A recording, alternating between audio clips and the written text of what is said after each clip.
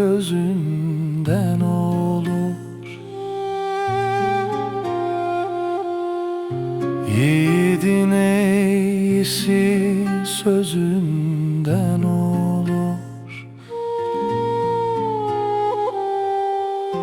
İl için ağlayan gözünden olur.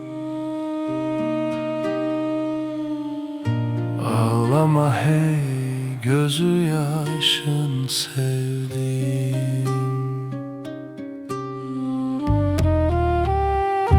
Yavru keklik gibi kaynar eğlenir. Mis kokulu yağlar ile yağlanır. Sabah akşam türlü yazma bağlanır.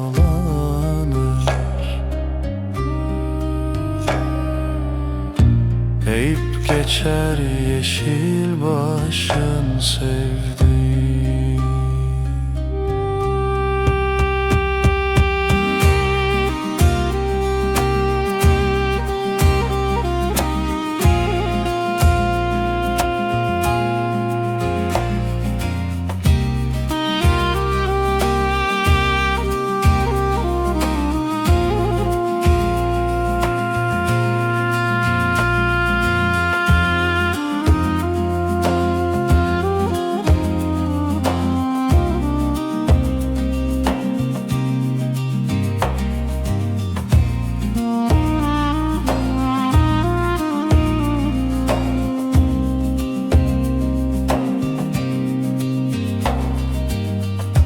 Karaca olan der ki hoşça salınsın.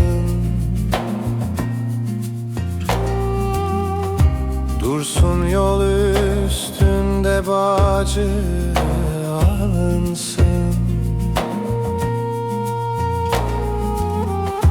Çözüver düğmeni göğsün görünsün.